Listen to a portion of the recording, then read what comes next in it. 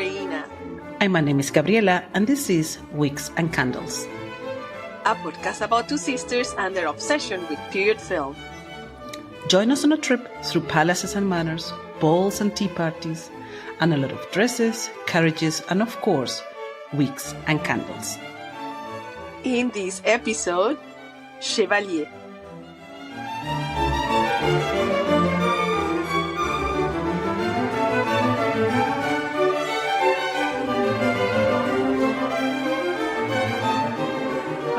Hello everybody, welcome to season 4. We hope you had a great summer and are ready to get cozy again and travel to the past with us. We have a great episode and a great season planned for all of you. Yes, we had an amazing summer holiday together. We had the opportunity to travel a little bit through Austria and to Malta, and this inspired us a whole lot. And we'll try to pour all of that into our new season. Yeah, that's right, Gabby. We had an amazing summer. We had an amazing holiday. We went to, of course, Austria, where you live, but also Malta, a place that we had dreamed of visiting together for a long time. And we saw so many historical sites and we saw great art together. So we are full of inspiration and hopefully it will translate to this new season of the podcast. Are you ready? Yes, very ready. All right. So, Gabby, before we start, as we always do, can you give us some facts about Chevalier? Sure, Nene. Chevalier is a biographical drama based on the life of French Caribbean musician Joseph Bologne, also known as Chevalier de Saint Georges. What is interesting in this first sentence is his origins, French Caribbean. So with that, we know he was a black man.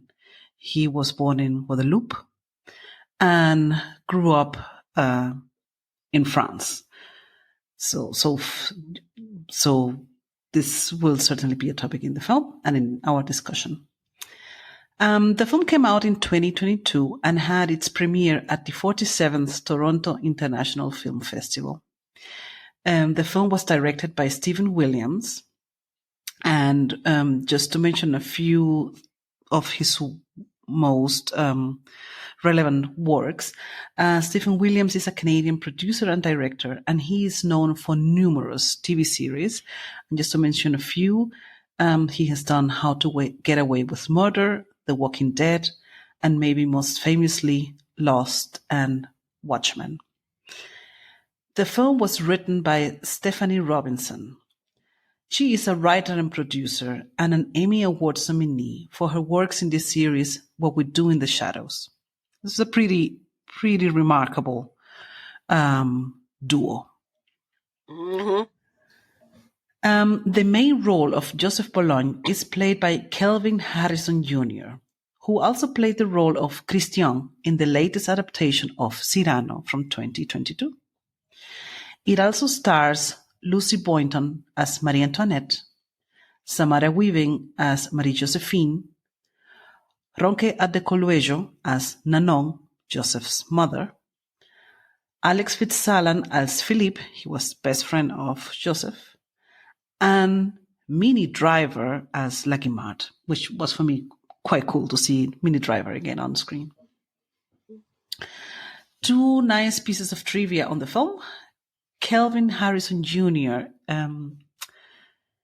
Practiced very, very long for this film. And how did it come to this? His father is a classical music teacher. So when he got offered the role by Stephen Williams, he asked, I don't play the violin, so could we get a double for the scenes where Joseph is playing the violin? So the director said, I'm not getting a double. So if you don't do it, I might just get another actor. And Kelvin thought, well, that's maybe not the best option. I'd rather ask my dad to teach me how to play the violin. So his dad practiced with him for 7 days a week, 6 hours every day, for 5 full months in preparation for his role, which is really, really remarkable. So knowing this, we know that these scenes where he plays the violin are even more impressive, as they already are. Wow. And another interesting fact that I found during research, Stephanie Robinson said in an interview that she knew about the existence of Joseph Bologne already when she was in high school. She heard about his story, and they handled the topic in high school years. And she was already wondering back then, as a 17-year-old girl, thinking, how this is an amazing story. How was not this brought to the screen already? So she has been dreaming about making something with the story already for a very long time. So this was like a dream come true for her to be able to tell this story on the big screen. So yeah, that's a short summary of the facts of the film. How about the plot, Nene? All right. Well, thank you so much for those facts, Gabby. That's a lot of incredible information that already is informing what we think about the movie with these two creators behind it. So, as I always try to do, I'm going to try to give a brief summary of the plot. All right. So here it goes. Chevalier tells the story of Joseph Bologne, Chevalier de Saint Georges, an 18th century French musician known through history as the Black Mozart. Set in Paris in the years leading to the French Revolution, the film follows the life of Bologne from his young age until he reached his peak as a violinist, conductor, and fencing champion. A member of Marie Antoinette's circle of friends and artists, Bologne was admired all over France, even almost becoming the conductor for the Paris Opera. However, his position as a black man of mixed heritage in 1780s Paris meant that life was not always easy for this prodigious artist. Love, genius, politics, heart, and passion are all part of this fascinating and untold story in cinema. All right. So that was my attempt at a summary. That was pretty good. Very on point. All right. Okay. So, if you have been listening to the podcast, you know that we are trying to have a little bit more of a historical context before we launch our discussion. So we are continuing with this season as well. So, just before we start our discussion, I just want to just very briefly talk about the historical context and just mainly about the biography of Joseph Bologne. This movie is based on a true story. This is a real life character, which is a very important piece of information when when discussing this movie. So essentially, the historical context is 18th century France in the years leading to the French Revolution. So we're talking about the Ancien Régime in France. Joseph Bologne was born in 1745, December 25th. He was born in Guadeloupe, as Gabi mentioned. It was a French colony at the time. Today, Guadeloupe is a French department. He was the son of a plantation owner, white plantation owner, obviously, and an enslaved young girl called Nanon. She was 17 when she gave birth to Joseph. Joseph grew up in Guadeloupe, but at 7, his father took him to France to pursue his education.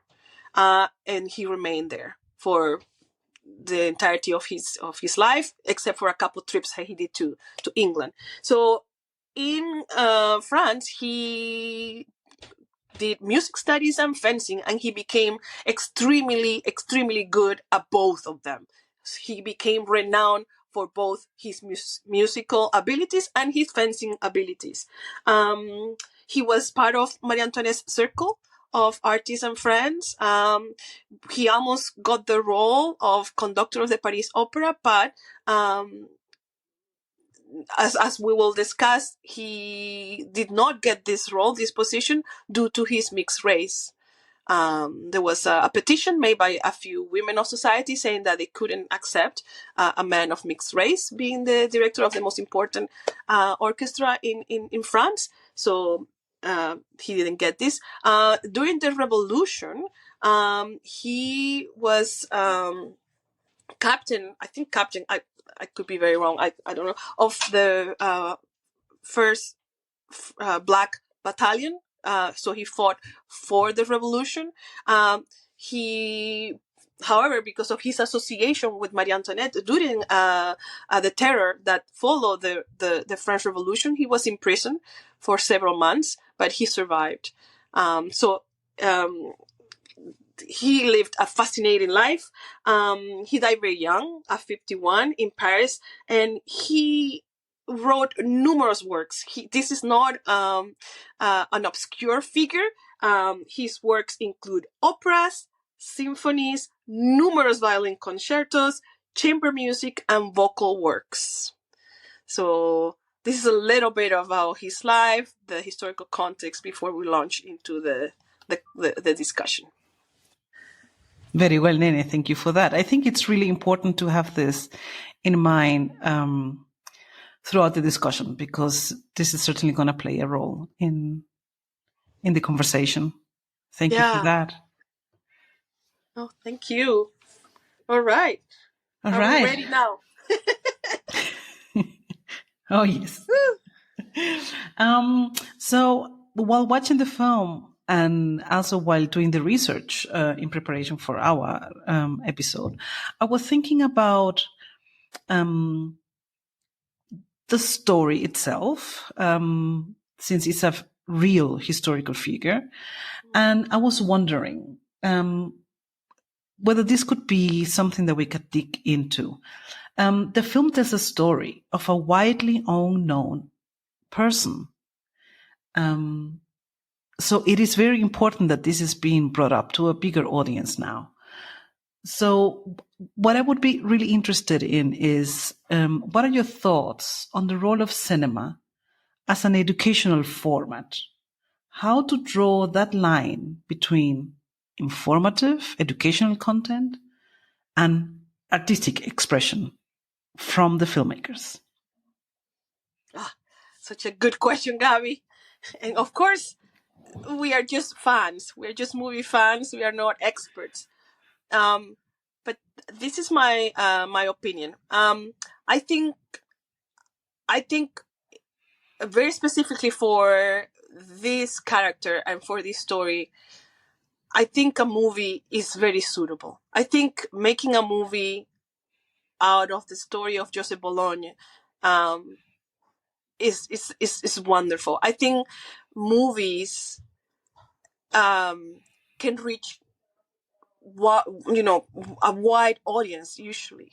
I don't want to brag, but I just recently interviewed a filmmaker here in Canada who had kind of like the same and I asked the same. He was dealing with a very political subject about foreign workers in Canada, and he had been researching this topic for many years, and he considered making a documentary.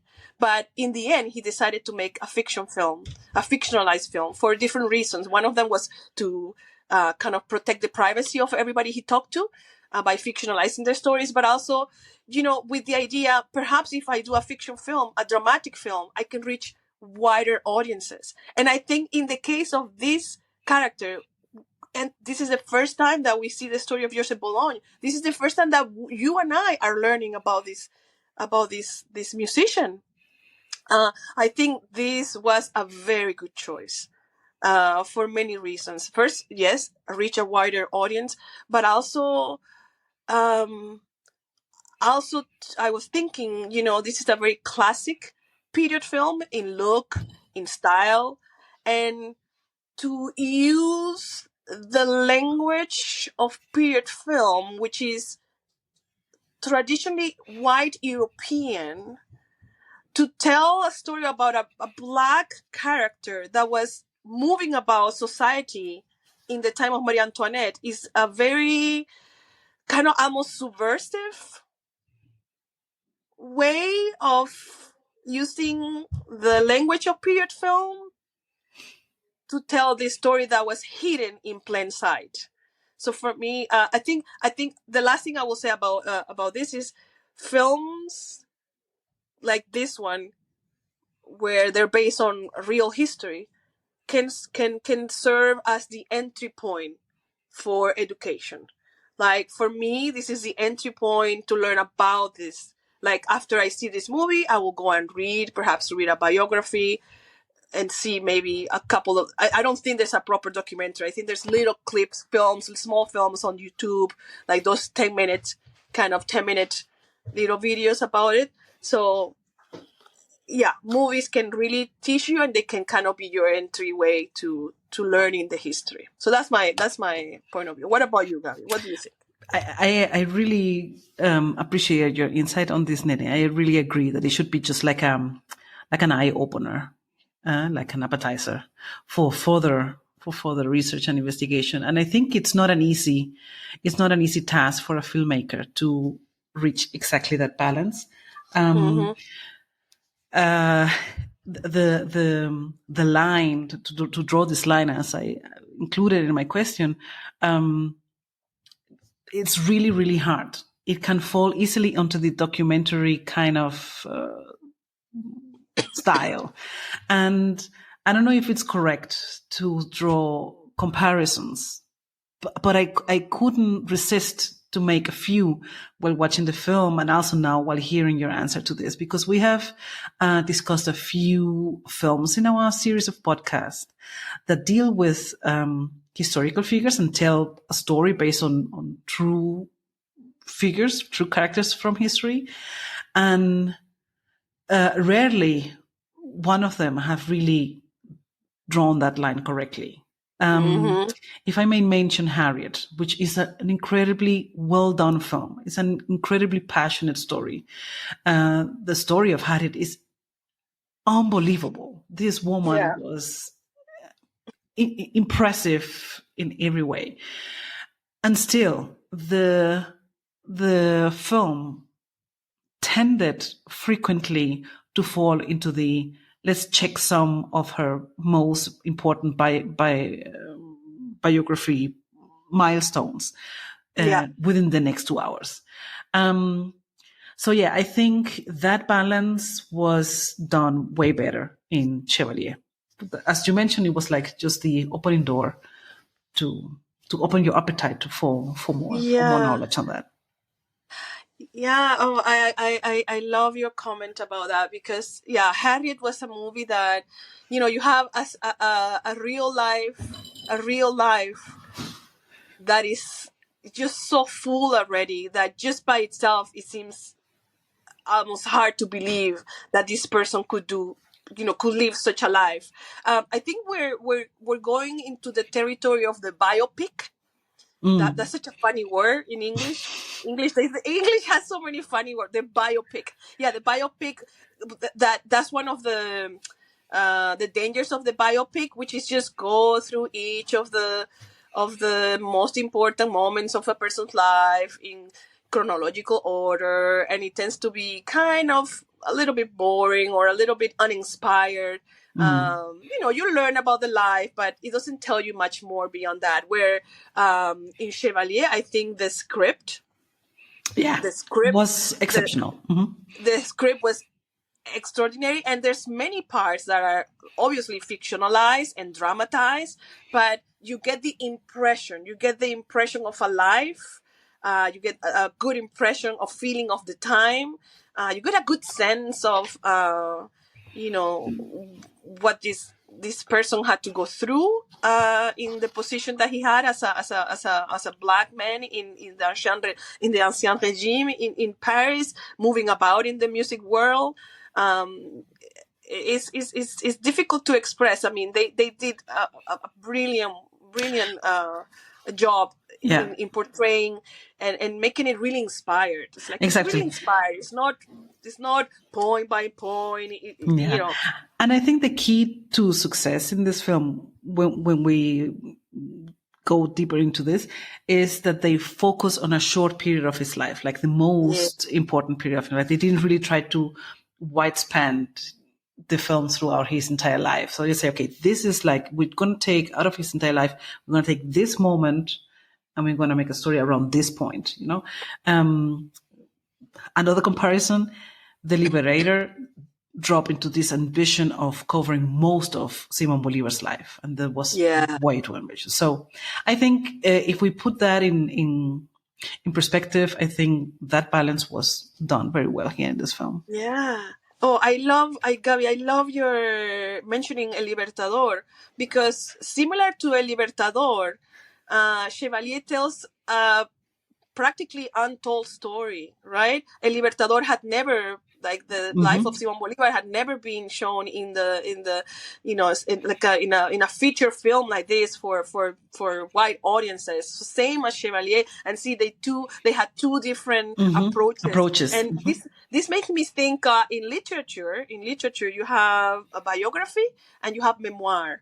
So in biography is essentially somebody who biography or autobiography, but let's talk about biography. You will have the entirety of a person's life told in a book, when they were born, maybe even the parents, and then all the milestones in that person's life. Where memoir is usually written in the first person, and is usually written, memoir is personal and is biographical in many ways. Obviously, you're talking about yourself, but it's usually a period of your life or an aspect of your life. So I think maybe that's another apt comparison here, where El Libertador was biography, Chevalier was a sort of third-person memoir. Yeah. which is a contradiction. Memoir is first person, but anyway, it's just like just a few chapters in this person's life, not all. Yes, absolutely, Nene. So I think this gives way. I think with this conclusion, we can give a lot of credits to the script writing from Stephanie Robinson. This was really, in my eyes, was really, really remarkable. All right, Nene. Are you up for another interesting question? Yes, I am. I had the liberty of choosing the topics of discussion for this episode. And one thing that I found interesting in the film is the balance or unbalance of male and female roles. And specifically the roles that have an impact on Joseph Bologne.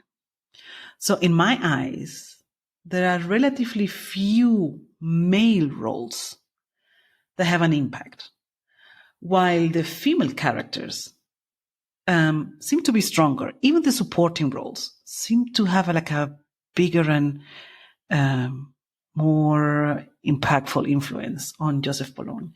We see Joseph, of course, in the main role. There's a villain in the story. It follows a relatively classical scheme, the storytelling.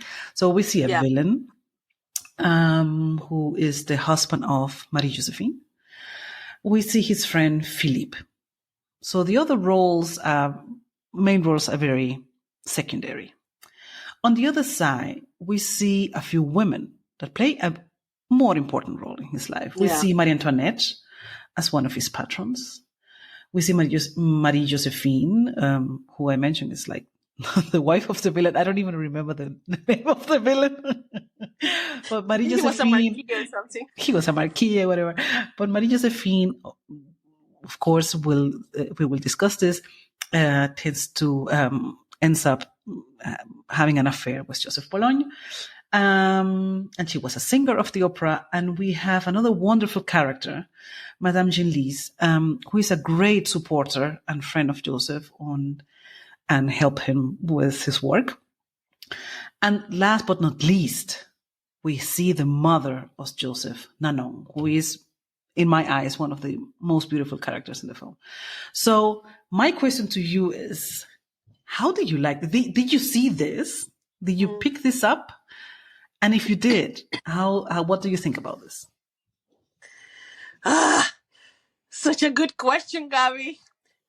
to answer the first question, no, I didn't pick up on this at all. Only when you asked me the question, I noticed that. So, to begin with, that's an amazing observation that you made of this movie. Thank you for that. How did I like this aspect of the film? Now that you mention it, I love it. And it gave me a lot to think about. I'm gonna try to answer briefly. This movie is telling the story of a figure that has been hidden from history, like on purpose. Yes, maybe we have to mention that. While doing research, we read that his work was destroyed by Napoleon on purpose. This is why we don't know anything about this. So there's very few of the many things he did. Yeah. I'm trying not to say anything about Napoleon because only not very good words will come out, but yes. What we need to understand by, understanding the biography of Joseph Bologne is that he was not an obscure underground musician. He was an important member of a French society when he was living. He was well known. He was admired. He was respected. He moved about Marie Antoinette's circles. When he was denied the position of the conductor of the Paris Opera, she actually welcomed him even further into her circles, so he will play in her private concerts. This is not a figure that was hidden in the shadows in any way. So how do you explain that in the 21st century, when we know so many classical musicians that have come down through history, obviously Mozart, Haydn, Beethoven, Schubert, Chopin, Schumann, all of them that we can name drop like this, even if you don't study music. I study music. I studied classical music for a long time, and we study classical music history, and I never heard of Bologne, Chevalier de Saint Georges. So you can see that his story was really erased on purpose. Like, how else do you explain it? And to answer the question about the women, is we're telling a story that has been erased from history for centuries. Okay, on purpose, not on purpose. And now, who are telling whose stories are being propped up alongside his? The women in his life, whose stories have been erased from history? Women's stories. Our stories have been erased from history as well. Women artists, women musicians, women violinists, composers, painters. We have to dig deep to find those stories. And what we have been learning, you and I, what we have been learning through this podcast is that we grew up with the sense of, okay, well, maybe women were not good painters, or maybe black people were none. not good. They were none, or maybe why weren't they? Well, it's a fallacy, right? It's a lie. And what we have started to understand is that these people existed, these people work. Angelica Kaufman painted, Vigée Lebrun painted and was successful. So what we have been learning is that these people existed. They worked, they were successful, they were well known at the time, but history chose on purpose to forget them, to erase them. So now that you mentioned that the women, for me, is a beautiful demonstration. This is our time to tell these stories. Through this movie, this is the time to tell the stories of these women, these men that were on purpose hidden from history. And I'm going to mention just one character that you said as well, Madame Genlis. Madame Genlis is kind of like the producer. She was kind of like the patron of Joseph Bologne, the one who paid for his operas. And she's a remarkable character. She was powerful. She was connected. She had the money. She had the taste. She had the knowledge to pay for his work. And this is reality. This is how it worked. This is not lies. These women were moving society. These women, like Madame Jolie, they did move behind the scenes. They were the managers. They were the Yeah, managers. They were yes, pulling it all is. the strings in society. So I love that aspect, and I love that you mention it. What about you? Well, while watching the film, I mean, I came up with a question while preparing for the podcast, but while watching the film, I realized, and maybe this is why I came up later on with a question, I realized that the best dialogue lines came from the women. Mm? From me, the female characters had the best lines, and I'm going to quote a few. Maybe we can talk about those.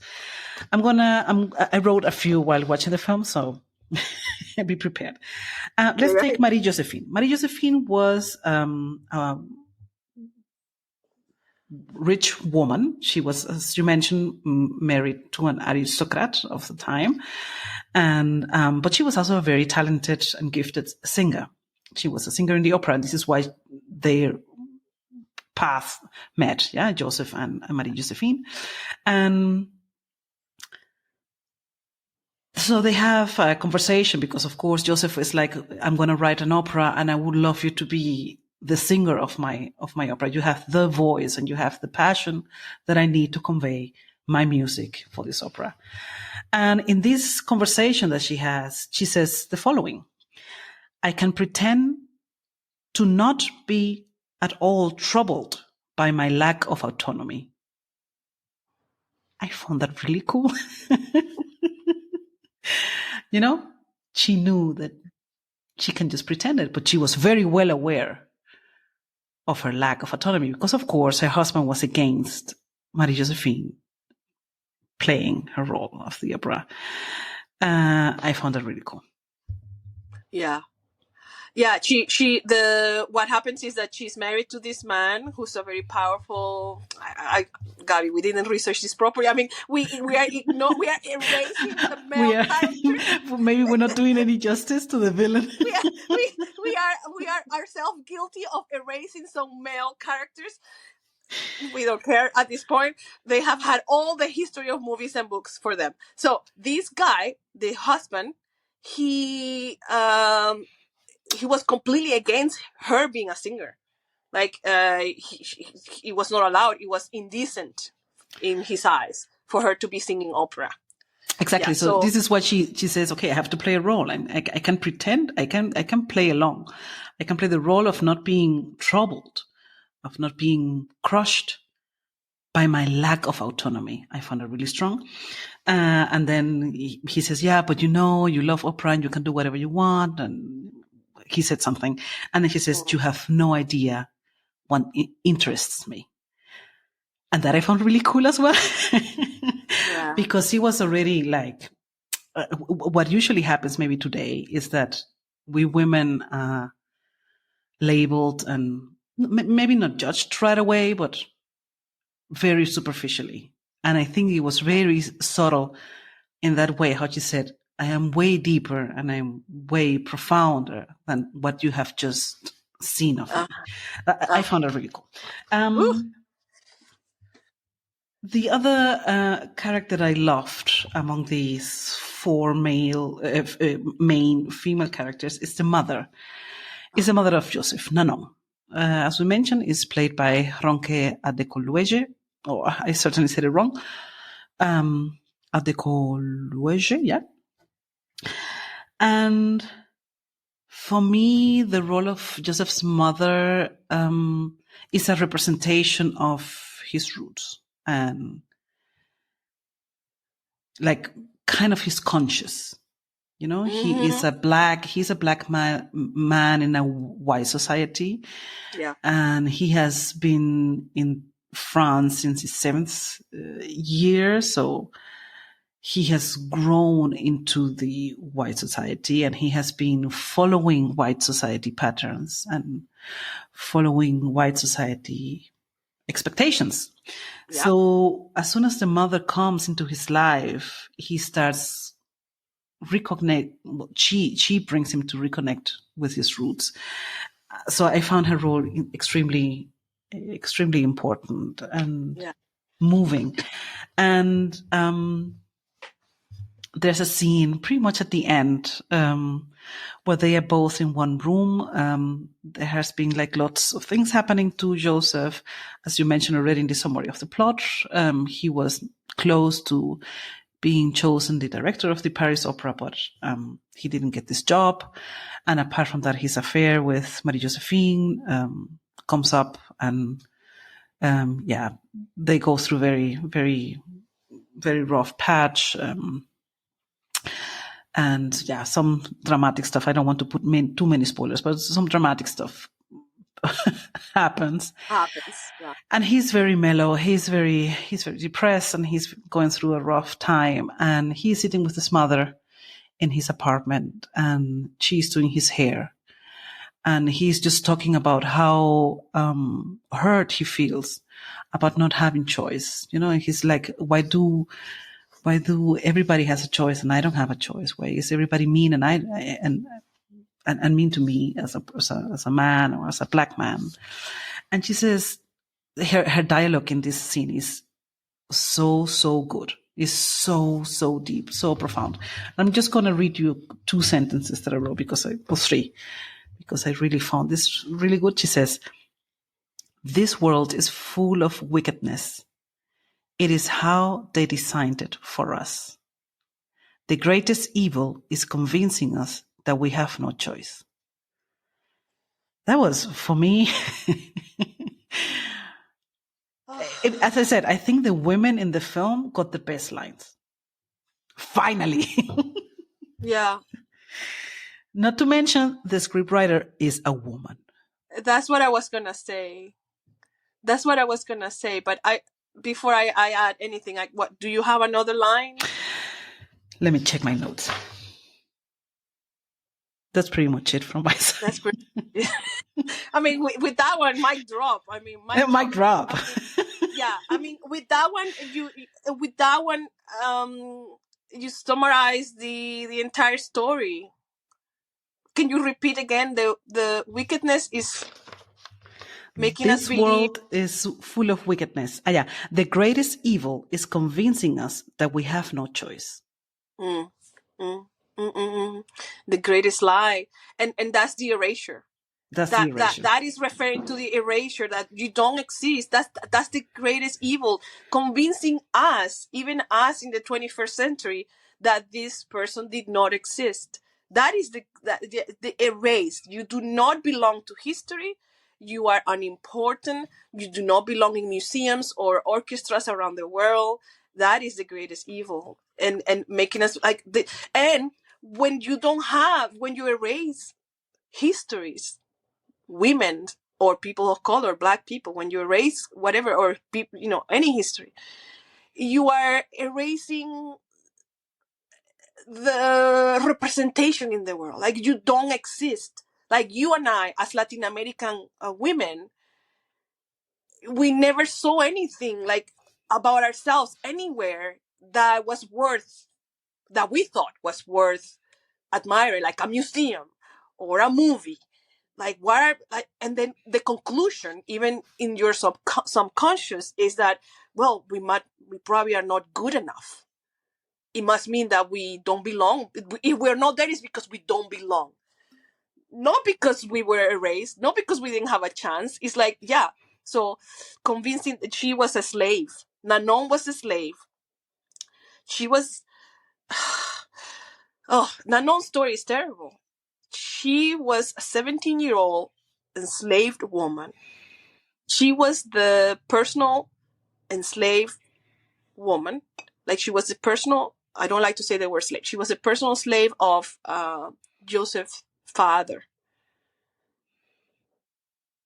And she was obviously taken advantage by this man, or I don't know what happened. I don't know. We don't know. But she gave birth to Joseph at 17. She was only freed when the man, Joseph's father, died. Right? She became a free person. Right? She had.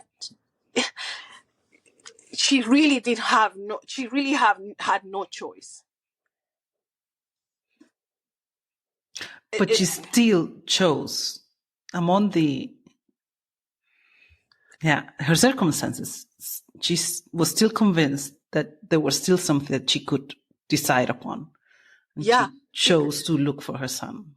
Exactly, because it's very moving. She explains to him when she's braiding his hair, which I found a profoundly moving scene.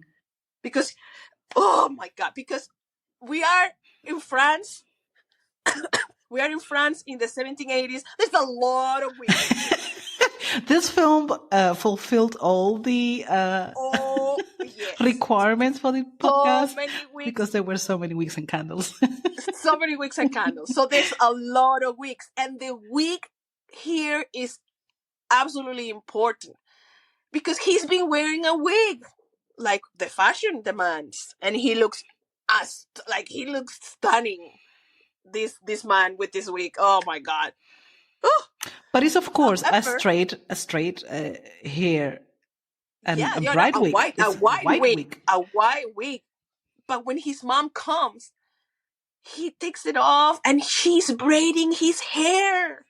And they have this conversation while he's braiding her hair. And he's telling her, essentially what she's telling him is that when they took you away from me, your father took you to France and she stayed as a slave back in Guadeloupe.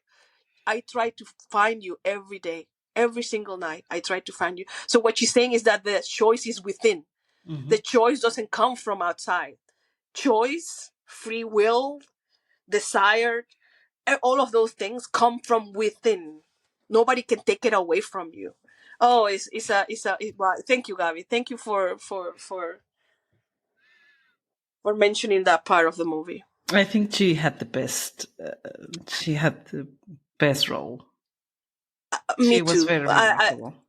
Very remarkable. And Joseph is a remarkable character, but she as well. Absolutely. As a freed slave, moving in society afterwards. And as we mentioned, she in the film, in the story, she has a very important function in the story. She needs to bring Joseph back to his roots. She is the one who makes him, from the moment she arrives, you see him without a wig in his house. And they even go out once together, and Joseph is not wearing his wig. So he's showing his braided black hair. So I think she has a very clear practical function in this story. Yeah. She has to bring Joseph to his roots, and she takes him to this alley where, many freed people from the colonies are gathered together and making music. So she is the one who's like symbolically who brings him into his to guides him back to his roots. Back to his root. And I before we talk about all the other women, but at that scene that you're describing, when they go out and they go to this back alley where there's music and where all of the, where the community, where the Black community is gathering. I found that one of the most beautiful scenes. And, this is probably one of those fictionalized scenes. This is probably one of those dramatized scenes. But for me, it was one of the most important scenes, because we're talking about erasure in history. And there's something that we have talked a little bit in this podcast, that, where are the Black characters in movies? Unfortunately, in period films, especially American period films, is usually enslaved people, and those are the costumes that they're wearing, those are the roles that they're playing. But here we see the, perhaps formerly enslaved people now free, or even people who were born free, because this was a fact as well. People who were born free and were living. And, we don't see them in period films. Their stories don't exist. They're always in the corners. They're always beyond the frame of the movie. But they existed. They lived. These people lived lives. And they were part of society. They were somehow part of society. Of course, but we don't see them. We don't see. So this scene, I think, is very important in showing that these communities existed, and it's a beautiful scene where they're playing music, and he sits and he plays.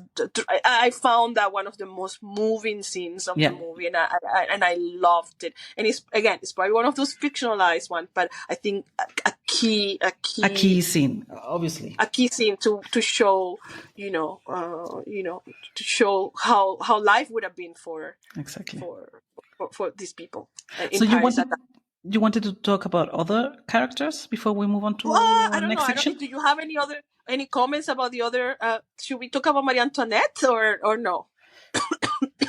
Do you want to say something about Marie Antoinette? I don't know. We have seen so many Marie Antoinettes. We have seen many Marie Antoinettes, and I have to say that she was not my favorite. What I found interesting about this Marie Antoinette was that she, I don't know. I struggled. Because she was constantly in Paris, and she was like constantly going into the opera and out. And I found like, I don't know if this was correct, because as far as I'm concerned, Marie Antoinette was pretty much 99% of her time in Versailles or in her little villa.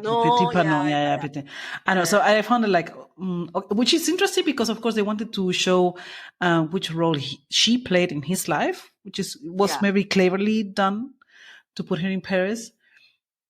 And to also to see this side of Marie Antoinette, her connection with arts, and seeing her as a music patron. I found that very very cool, very relevant. But as I said, I struggled with the historical part. Maybe I was expecting too much. Maybe I'm spoiled. Yeah.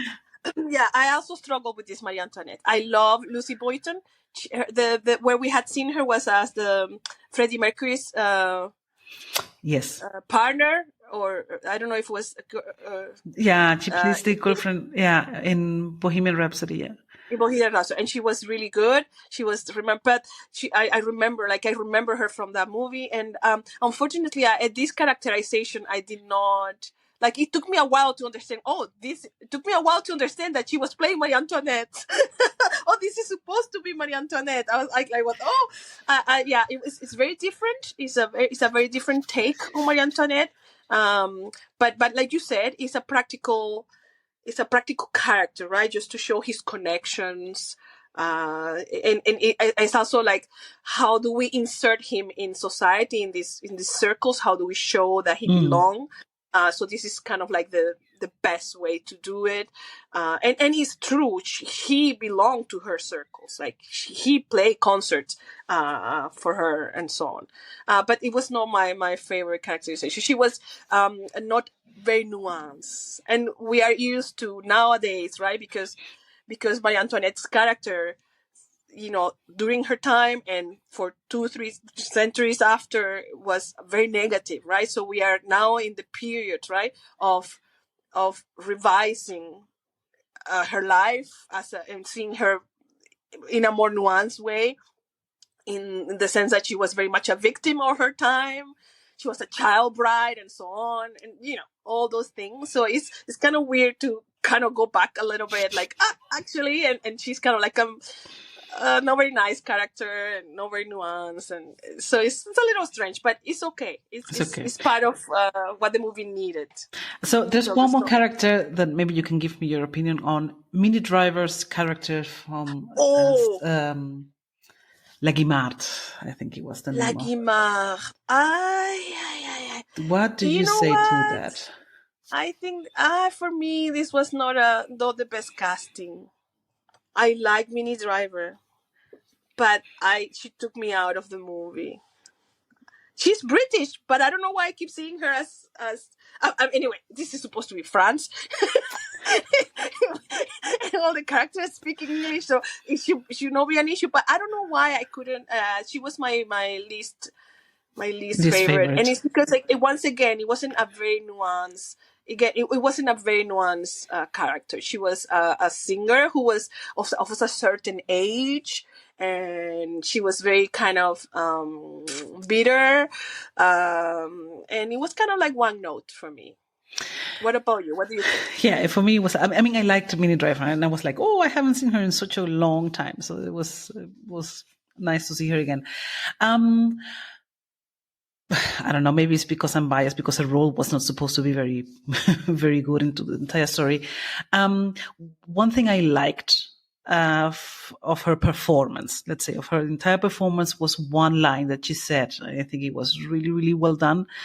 There's a very scene also towards the end of the film where we learned that Joseph is not getting the job as the director of the Paris Opera, and he confronts Marie Antoinette with this decision. So we see Marie Antoinette sitting next to Christophe Gluck, who got the job, and Yeah. Minnie Driver, Lucky Matt, sitting also next to Marie Antoinette, and Joseph approaches them, and he tells Marie Antoinette, I thought you were my friend, and I thought you were my supporter, and so on. And in that moment, in that constellation, in that situation, he talks to Lucky Matt and says, okay, you are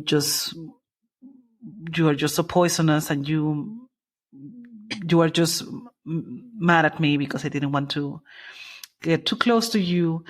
And at the end of the day, we both know that I am the better one for this job. And this is what I liked. I liked her response. She said, I do know that you're the best one, but I don't care. Whoa! And I think that scene was really, really well done from her side. That was Yeah. a good one. She was very, I guess, sincere. It's like, it's about power. It's about powers, but it's about power. It's about exerting my power, just showing the power that I have. Yeah. Okay, then I think we've gone through every major female character. So I think we're ready for our next section on this podcast. What do you say? Yes, I think we are ready. So, as if you have been listening, you know that we introduced the Wicks and Candles quiz last season, and we're going to continue. It's in fact our favorite section of the podcast. All right, so the Wicks and Candles quiz. We have 5 questions, and we're gonna take turns to answer. We added a new question this year. Let's try it out and see how it goes. All right, Gabby. So let's start with the quiz. The first question: what is your sweaty week? One thing you didn't like about the movie? Well, Nene, I think all in all, the movie was very well done. There's still something about the style of the film that got me off a little bit. And it was like the modern touches of the film. For me, it was not really consistent. Like they wanted to do like a really true to the period film, because you see the setting, the entire cinematography, the costume design, set design. It was all very, I would say, pretty accurate. Maybe the costumes are kind of modern. But all in all, it was like the tone of the film was like a classical period film. But there were some modern elements. There were some modern elements that were not really consistent. Some of the dialogues were modern. At some point, somebody says the F word, and also, there's one part where Joseph says just disgusting, and I was just thinking, okay, this is not really accurate. But then again, you see some of the dialogue was, but then kind of really classical period style. Yeah. So I think the style was not really consistent. There's other films where you see it from the beginning. I might make, if I am allowed to, another comparison. In Sofia Coppola's Marie Antoinette, the style was clear from the beginning. She wanted a modern film, and the style was consistent in the dialogue, in the costume design, the setting design, in the choice of music, everything. But for me here, it was not consistent. Yeah. That got me off a little bit. That was my sweaty week. How about yours? Yeah, thank you for that, Gabby. I have 2 tiny sweaty weeks. Too tiny, because this movie, it truly is beautiful. And like you said, it's like a classic period film. From the look, the sound, the cinematography, which is, how is film and how is the lighting done. And it's really beautiful. Like, you get the sense of the salons, you get the sense of the, the golden light of candles. The set design is really beautiful. So it's like very small. The makeup. I mean, I'm picking like, yes. right. So this is also modern. Yeah, go ahead. And this thing is, the thing is, you can make those choices. You can make those obviously, it's an artistic product, right? So the filmmakers are free to make all the artistic choices, but it took me out a little bit. Like, every time I saw a I was like, it took me out. Like, there's scenes where they're in bed. The other scene where Joseph and Marie Josephine are in bed and her makeup is impeccable. I woke up like this. Oh my God, her eyelashes. I'm like, no, it's taking me out. It's taking me I agree. of the movie. 200%. Maybe this is also something that it's included in my assessment of the modern elements. Yeah, the makeup took me off as well, and it was very obvious. It was not. It was very obvious. Minnie Driver also with eyeshadow, and I don't know. Yeah, and it's a choice. This is the choice that they make visually.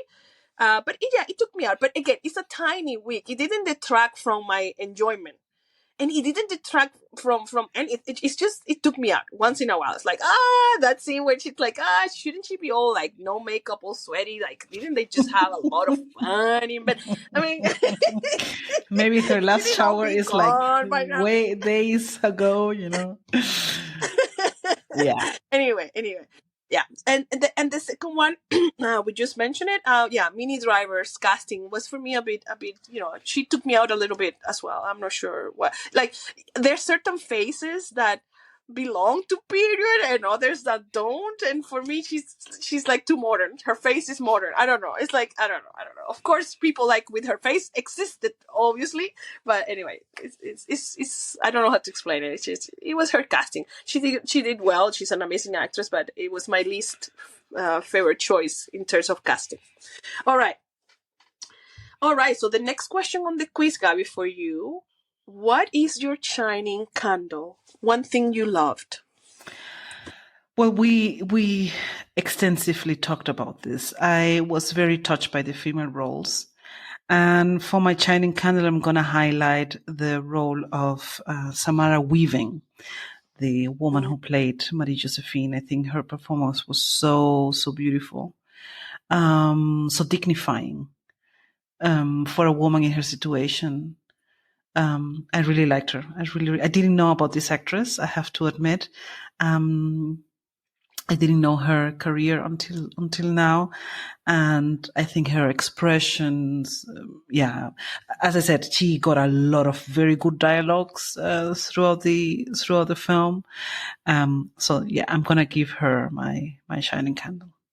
I was torn between Nanon, the mother of Joseph, because I think that this actress also smashed the role of Joseph's mother.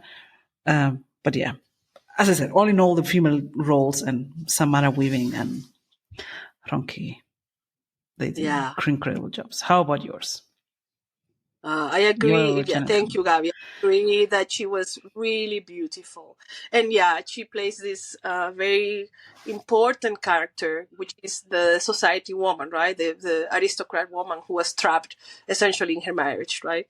There's no, marriage. And who dares to go so far, who dares to cross the line and love a black man. For her situation. To find love. Mm-hmm. Yeah, both. She dares go out and sing opera and sing opera. And cross like all lines. All lines. So I think it was Yeah, it's such a sad story, and we have talked about this extensively throughout the podcast seasons. The marriage of convenience. You were married off. You have no choice. There's no love. The concept of love in marriage is very new. Anyway, my shining candle is going to go to an actor as well. I love the performance of Kelvin Harrison Jr. He's an extremely compelling actor to watch. My goodness, he carries this movie with majesty, with elegance. He's athletic, charming, smart, absolutely believable. He's absolutely believable in this role. Even his arrogance, because he is at times a little bit arrogant. He that was like a character flaw that he had. I'm gonna say something about that, but finish your. Yeah, even his arrogance is well earned. I truly love his performance. I didn't know him. I had seen him in the new Cyrano, and I don't want to say too much about that movie, but I had completely forgotten. I kind of erased that. I erased that movie from your records. I erase myself. I also do erasure. I'm sorry. I apologize. He was remarkable. I really loved him. Like, I could watch him over and over. I could watch his movie over and over and over and over again just to see him. May I say something to that? May I comment your shining candle? Because please. I disagree. I wasn't really moved by his performance. As I said, for me, he was overshadowed by the other roles. No. Of course, he was impressive playing the violin. I found that really cool. And I found that arrogance, it was like, for me, this is maybe also something that was like, I don't know. Is this really plausible? I don't know. But then, this is really plausible for Sona. But then I saw an interview with the cast of the film, and he mentioned that he asked the director what kind of approach. There's so little literature on these figures. So what kind of approach do you expect on this? Do you want to go for the film? And they said, go for whatever you want. And he went for Prince. He said, you know what? I think of Joseph Bologne like Prince. So he got inspired by Prince and Prince's performance and Prince's theatrical stage persona to play Joseph Bologne. And then after hearing that, I understood his choices in the film. Please go ahead. Okay. Yes. The high heels. And the bam. the majesty, the swag. He had a certain swag. The swag. No. Of course. No. I loved it. I guess I saw Prince. You saw Prince, and I didn't see it. I saw, and maybe this is why I thought. Yeah, I absolutely adore it. I was so, oh God, it was like delicious to me. I was like, oh, this man, and of course this is a choice, and we don't know, but we cannot forget. This is the 18th century Ancien Regime. Have you seen the fashion of this period? Everybody go and look at the book and look at the shoes that the men were wearing. Totally look at Prince. The stockings that the men were wearing. Look at the jackets. Look at the wigs. This was fashion. This was flamboyance. This was all out flamboyance. So I was like, yeah. Men were flamboyant. Men were like this, and he was one of them. He was the best. I loved it. I know this might be anachronistic. Of course, this might be anachronistic for sure. But for me, it fit, and I enjoyed it. I was like, oof. I was just like, give me more. This is delicious to me. Very beautiful. I have to say, I didn't know this actor at all because I haven't seen Cyrano, and he has a very short. Important. Work list. Filmography. Filmography. Thank you. Yeah. So I have to admit that I was not familiar with his filmography until now. What I did like is, of course, his entire style of when he's not wearing a wig, his braided hair. It had a lot of attitude, so that was really cool. That came across. Yeah. Okay. Yeah. Oof. Okay. All right. Okay. Here comes my favorite question of the quiz. Stolen costume or prop. So, what piece of clothing or prop would you like to keep from Chevalier? Baby, Nene, it's typical for me to answer this question with an undecisive answer. So I'm always taking two things.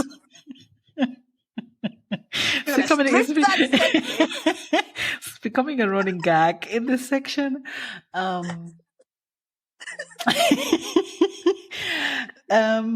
Okay, I'm going to mention both, and then I'm going to have to pick one. And the wigs of the men, we saw a lot of wigs on men, which they were beautiful. They all had a black velvet lace bow. A black velvet bow. And I love that. Oh, the wigs were amazing. The wigs were so tidy and sleek. Oh. They were very, very sleek. And they were all tied with this little black velvet bow that I would love to have a few of those. So that would be something that I would like to take. And I fell in love with some of the yellow chairs of Joseph Bologne's apartment. So if he has some of the yellow chairs spare somewhere on storage, I would take one of those. Okay, those are my prompts.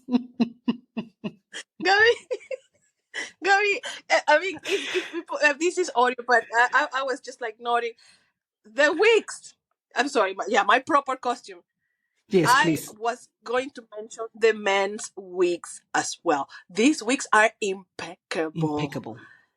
I haven't seen such wigs in a long time because it's a choice as well. The wig, can tell a lot about a character. You have a character with a messy wig. Oh, this person is unkempt. This person is just grab this thing out of the door and put it on like before going on to run some errands. No.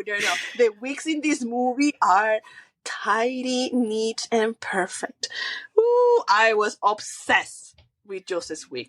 I was like, this is going to be my prop. I'm going to take this wig. I need it. I want it. I'm going to do every Zoom meeting with this wig on. Just give it to me. Very good. However,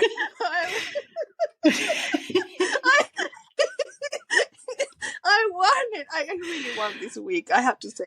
Yeah. But I'm gonna be greedy as well, like you this time. The entire set production of this movie was really, really beautiful. But there was one thing that I really love, and here comes the candles.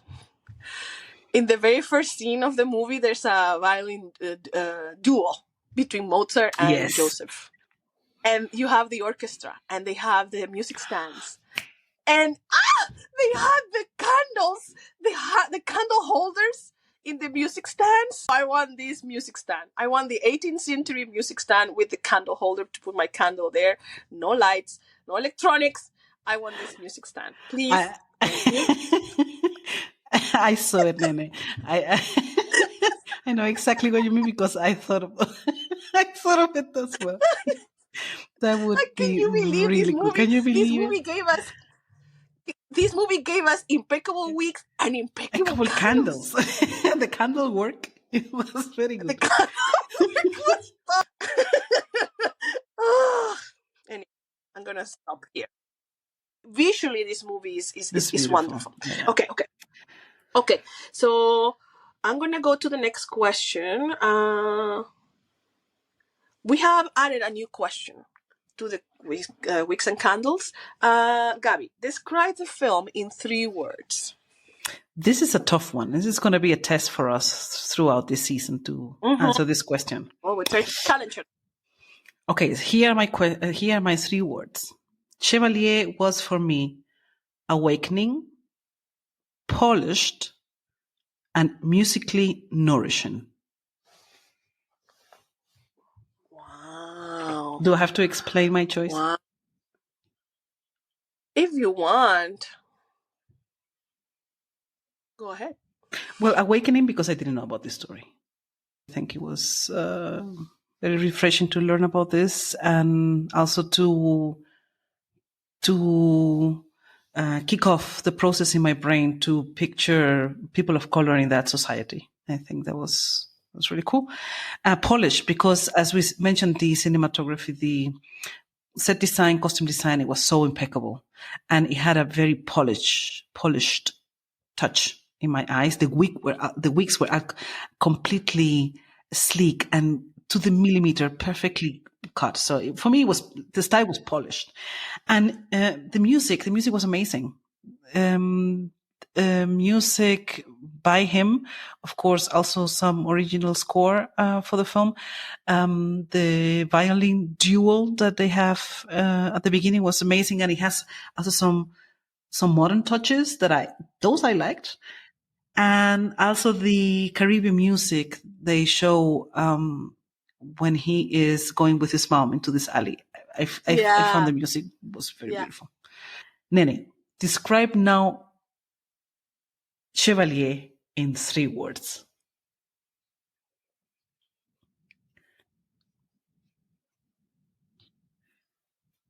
I didn't write this down, so I'm just thinking. So I'm going to say surprising, fun, and moving. Surprising because when this movie came out, I was like, oh my God, what is this? You know, everybody going on the bandwagon of Hamilton. It's like, okay, it's great, it's fantastic, but I was like, ooh, is this movie gonna be any good? And when I watched it, I was just, I got a lesson in humility because it was, I loved it. I actually, so I was surprised. I had no expectations about this movie. Like, I don't know what I was thinking. I judged it before even knowing who made it. It was just like, oh, this movie, Chevalier, what is this? So I was very surprised, very pleasantly surprised. What's the second word I said? Fun. I had a lot of fun watching this movie. I guess it's the Prince effect. I found him fabulous. It's a fun movie. It's not a boring movie. It's a serious topic, but it's fun. You are kind of going along this magnificent ride. I think he's a very compelling character. And it was fun. Like, I was bored. And the third, moving, I was surprisingly moved because the movie is not perfect, but there are moments that are so real and so important. I was moved throughout, especially those scenes with the mom, and especially it's scenes where he's trying to reconcile who he is and in the society, and even just small moments of love between people, I found them real, well written. So I was moved throughout. Yeah. All right. So we are at the end of the quiz.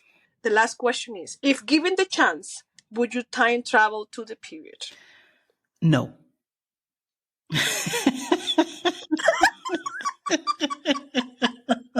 Okay. All right. Explain yourself. Well, because I wouldn't leave like somewhere, I don't know. I would be, let's say, to this period in Paris. We're on the verge of the French Revolution. I would be nobody in Paris, so I would be in trouble. And I had to remember. I had to think of George Sand. I recently read a novel about some part of her life, and she was in this book. They talk a little bit. They talk a little bit of her days in Paris. She lived in Paris, and And she heard at some point, she heard the riots outside on the streets, and she got really scared. And somehow she managed to leave the city to go to the countryside for a while, because she was really, really scared of the riots going on the streets. And I had to think, but that's later on. that's later. Anyhow, I read this book, and while watching this film, I had to think of Georges in Paris, listening to the riots outside of her window. Yeah. On the streets of Paris. And I was thinking, I don't want to be in that situation. That would have been really, really scary. These were really aggressive mobs. People were desperate. People were on the verge of anarchy. They were starting a revolution. So I think the atmosphere of the city was certainly very tense. So I think I'd rather go visit on another time of history. I'd rather visit Paris some other time. How about you? I'm going to Paris 1793. No. That's when the terror started. Like, no, choose another year. Yeah, choose another year. Let me set the clock. Just rewind a little bit or advance a little bit. Or advance. I would advance. I would go a little bit later to. Yeah, well, your son, the riots she heard was most likely in the 30s, right? Where they were, it's completely different. Yeah, different period. Right. Yeah, she was completely different period, but she heard some riots in Paris, no, and there was mobs. She lived through major political upheaval as well. Yeah. Your son lived through major political upheaval, and she wrote extensively about it as well. So, as people who know me know, I love the 18th century. Of course, it's 100 years. I'm fascinated by this period. For me, this period is absolutely fascinating in terms of fashion, music, thought, the Enlightenment, everything that was happening. And when we ask this question, I always think, in which side of history would I have been? If we are a constant, like if I was going to come to the world in the 20th century, the 21st, the 23rd, the 18th century, and I was the same person, if I was to be the same person, I would have been somebody who sought justice, because this is my personality since I was a little girl. I'm a seeker of justice and truth. Since I had conscience. So if we are a constant in the cosmos, whatever time we come, we are a constant, right? I would have come at that period, I would have been a seeker of justice. So I think I would have been like Olympe de Gouges. Olympe de Gouges was a very important woman during the revolution. She wrote, when the rights of men were published, she came out with the rights of women, like, what about us? And so I would have been in danger. It depends. If I was a washwoman or a milkmaid, I would have probably be on the streets rioting, asking for bread. If I had been of a middle class, I would have been one of those people using my money to pay for revolutionaries. I am sure. If I had more power, I would have been Olympe de Gouges. I hope. Anyway, I hope that I would have been on the side. Of course, we know that the French Revolution devolved into anarchy and the terror, right? To the point that, if you even were playing, there were cases that were so outrageous. If you were even playing a theater piece, a play, and you play a character that sympathized with the monarchy, they could accuse you, well, you're playing the character, how do we know you're acting? And boom, off with his head. So it was extremely dangerous time. But I'm really fascinated by this period. When I die, my hope is that, that death is just like you can travel anywhere in the universe and time. My hope is that when I die, I can go and see. Because my opinion is that when you die, essentially the knowledge of the universe is revealed to you. it's so complex that we, as living beings, we cannot. So when you die, you finally, you have the answers of the universe. I hope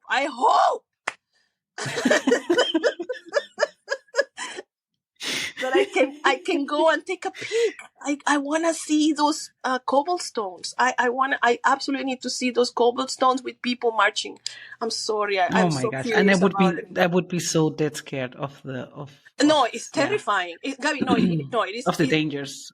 it is the worst period of time. Both Yeah, you yeah. either were dying of hunger, or you were Or an you were being aristocrat, beheaded. Yeah. beheaded. So You have to escape. It was not the best time, not at all, But I don't know. There's something about the 18th century that really fascinates me, and obviously to see all the clothing, eat the food. What does it taste like? What does it smell like? What does the powder in the wigs smells like? oh God, I don't want to know that. No, but you know what? I'm sure you can find that today. I'm sure there are people Certainly. who have recreated those. So I'm sure we can smell that if we want.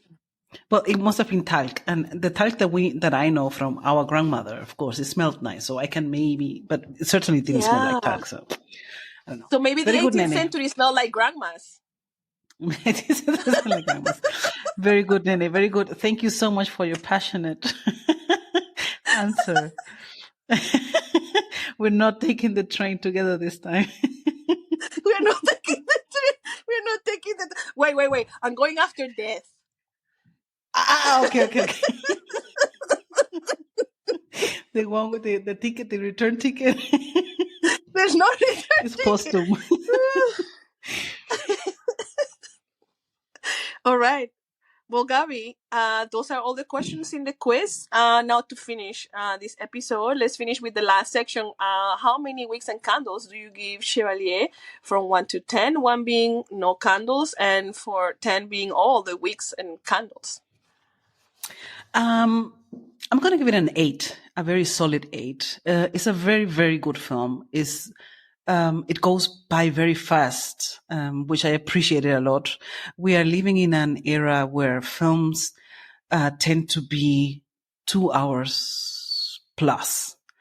And I think the longer a film is, the less you show your skill of really telling a good story. So I think a film that manages to tell a story well below 2 hours, that's master in skillfully done, and I think this is a very, very good film that one can watch even more than once.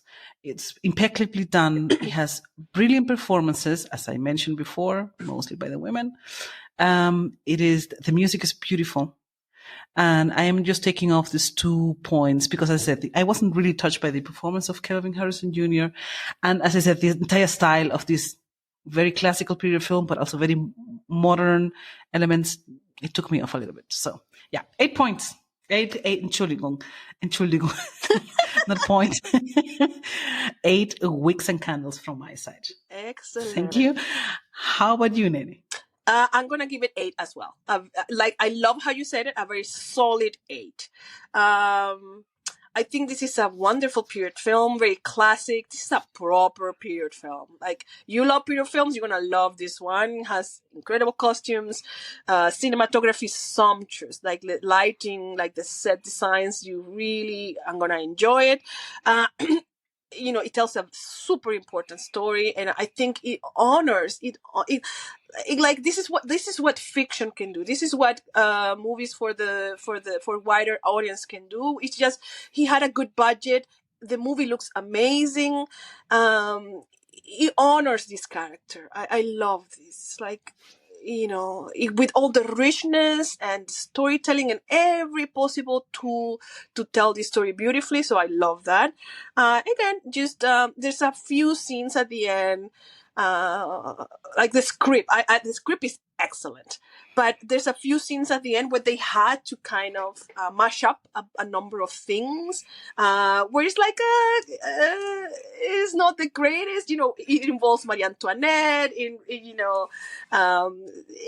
okay. It's just not perfect. So yeah, solid 8. I love the performances. I love the look. The story is an introduction, a very good introduction to this character, to this They did historical many figure. things. Yeah, they did many things well. They did more things well than what they missed.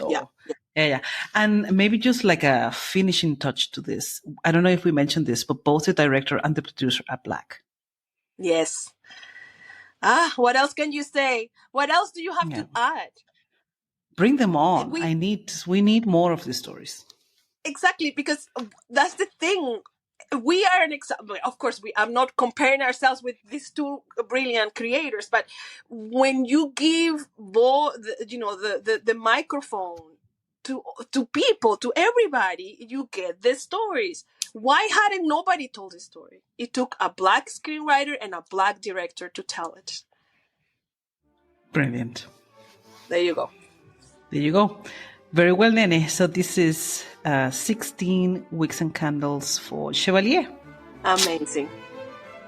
Oh, thank you so much, Gabby, for this discussion. Thank you for being back for season 4. I am so thankful to you. This was so much fun. Thank you, Nene. Thank you for this very passionate conversation, as usual. And I'm very looking forward for the next episodes in this season. And everybody listening, thank you so much. We hope you enjoyed the episode, and we hope you join us for the rest of the season. Thank you so much. Stay tuned. Bye-bye. Bye.